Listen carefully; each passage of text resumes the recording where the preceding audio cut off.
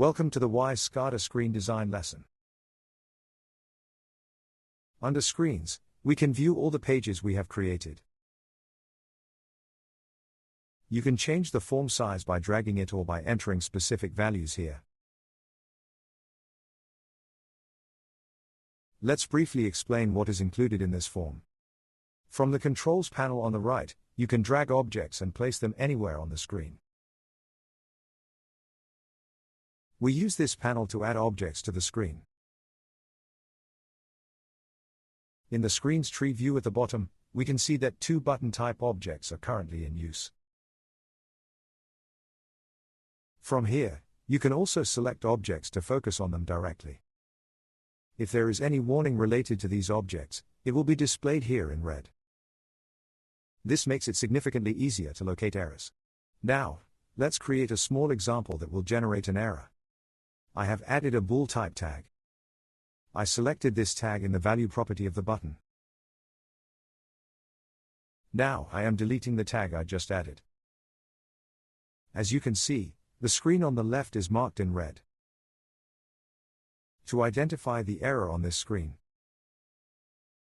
we must click on Controls and select the object marked in red. When selected, it is indicated with a red warning in the Properties section. Clicking on it reveals that the reference tag no longer exists. Once we fix the tag issue, the error will be resolved. Let's continue with the Properties window. We previously selected the tag here. There are various properties available. Clicking on these properties allows you to expand the menu. For example, let's change the text displayed on the button. Alternatively, we can add conditions here based on certain rules. Let's add another internal tag, just like before. We will add a few of them so they exist in our project. Now I click on New and select the tag. I configured it to apply when this tag's value is true. I also changed the text to Wise SCADA too. Let me increase the button size slightly. What happens now? When this tag's value becomes true, the button text will change to Wise SCADA 2. If the tag's value is false, the default text will be displayed. Let's add one more condition. This one will also trigger when its value is true. This time, let it display Wise SCADA 3. Now when the other tag's value is true, Wise SCADA 3 will be displayed. If both values are true, the topmost valid condition will apply. Therefore, Wise SCADA 2 will be shown. When all values are false, the default value will be displayed. This structure works the same way for font, forecolor, and back color properties. This behavior is consistent globally. Now, let's set the default color to red. Drag and drop this condition here, and assign a different color to it. As you can see, when this tag's value is true, the button color turns green. When I click on an empty area and select the button again, the defined properties appear expanded.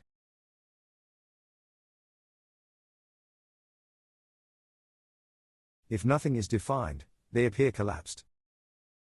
The same logic applies to background image and image properties.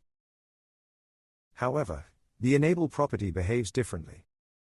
For this, let's add another condition. Let's assume the tag's value is true. Actually, let's skip that. Instead, let's drag from top to bottom and add a second condition. These conditions work in parallel. If any condition is valid, the button will be in the enabled state. If both conditions are invalid, the button cannot be clicked. In that case, enable will be false. The structure in this tab changes dynamically depending on the selected object. For example, let's select a label or a text box.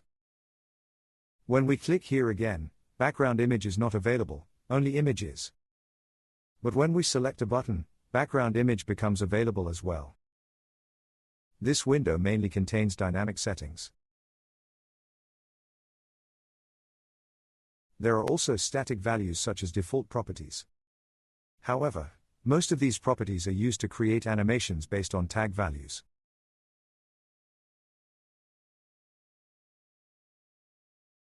In the Advanced section, you can view and modify all properties related to the object. For example, let's change the font from here. I am selecting a larger font. Now the text on the button has become larger. You can also change the same font setting from here. Let's make it even bigger.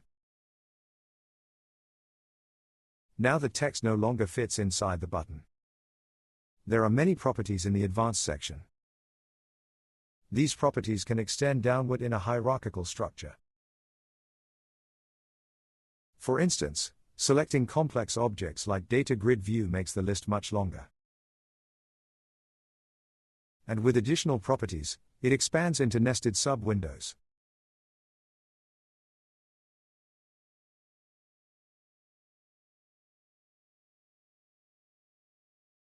The control objects in Wise SCADA are based on standard structures. They are identical to the objects used in Visual Studio or C#. All properties available there are also valid in Wise SCADA. Let's delete the data grid view. We will continue with simpler controls. You can also find information about these properties in the help pages. Now, I would like to explain the cursor property. We can change the cursor appearance when the mouse hovers over the button. We select the hand option. Now, when we hover over the button, the cursor changes to a hand icon. Other objects remain unchanged since we did not define this property for them. Now, I would like to explain the anchor property under Layout Settings.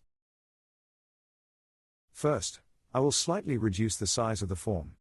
After selecting the button, I also enable the right side in the anchor property. Now, this button will automatically resize when the page expands. As you can see, when the screen size changes, the button size adjusts automatically. There are many similar features like this. We don't have enough time to explain all of them here. So let's move on to the next section. The Events section. We will explain this section in more detail later. We also covered this part in the Scripts section. Here, we can write code that runs on various object events. For example, let's write some code for the click event of this button. Currently, there are no scripts in our project. We create a new script. We select the script we created. Now the button click event is added to it. Let's also add a MouseMove event. Yes, here it is. Now we have two events assigned to this button. We can write any code we want inside them. For example, sender refers to the object itself. We will proceed by casting it as a control. Then, we modify its text property.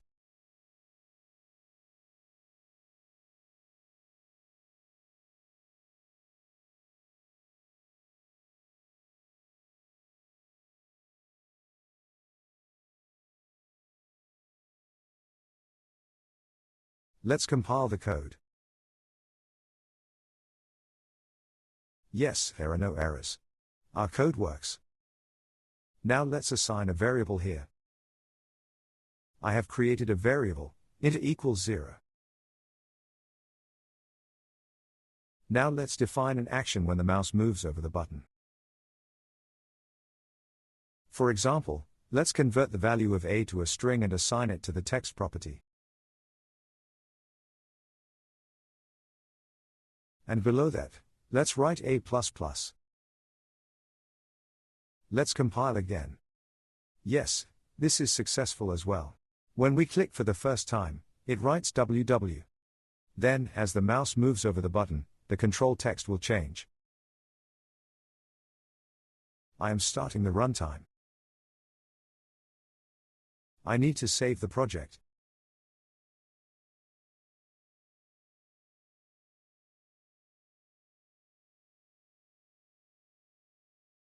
This won't work because we use the enable property of the button. And it is currently not enabled. Let's remove those conditions. And start the runtime again.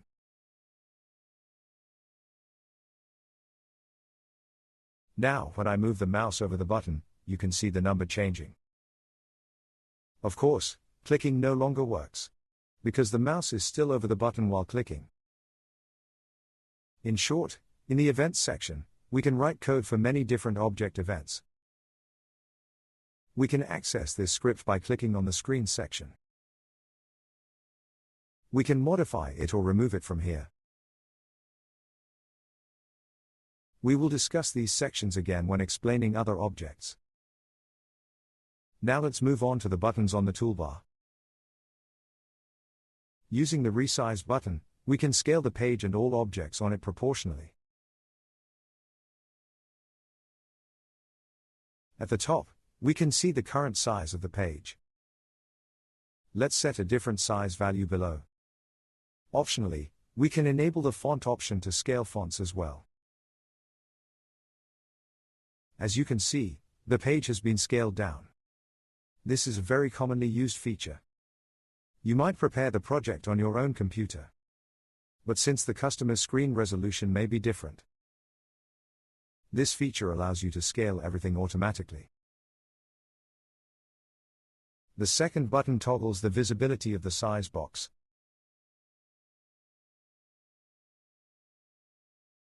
Let's continue the explanation using this. From this combo box, you can change the grid size.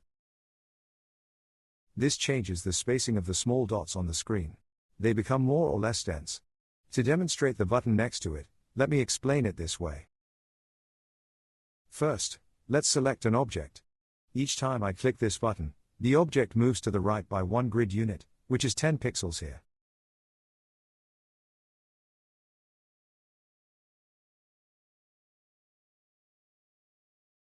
When I click the adjacent button, the grid size is disabled. Now, when we click, the object moves by only 1 pixel. This is not limited to button clicks only. We can use this in all the features I will explain shortly. We will keep the grid size enabled. This button aligns the top left corner of the object to the first grid on the left and top. You can also change the object's position by entering values directly here. The upper size section enlarges the object proportionally from all 4 sides. The resizing is done according to the grid spacing. There is also a shrink option. You can shrink from the bottom or extend downward. When we do this, the grids are aligned automatically. The third button enables snap lines, which appear when objects overlap with others while being moved. If there are many objects on the screen, multiple snap lines may appear. When this option is disabled, snap lines will no longer be displayed. The buttons shown as inactive here become active when multiple objects are selected. These include options such as aligning objects to the left or center. You can explore these by trying them yourself. On the far right, we have an option to display the form in a separate window.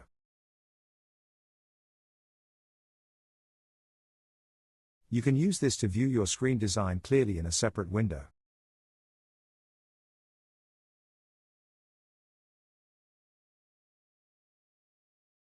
We have reached the end of this tutorial. Thank you for watching.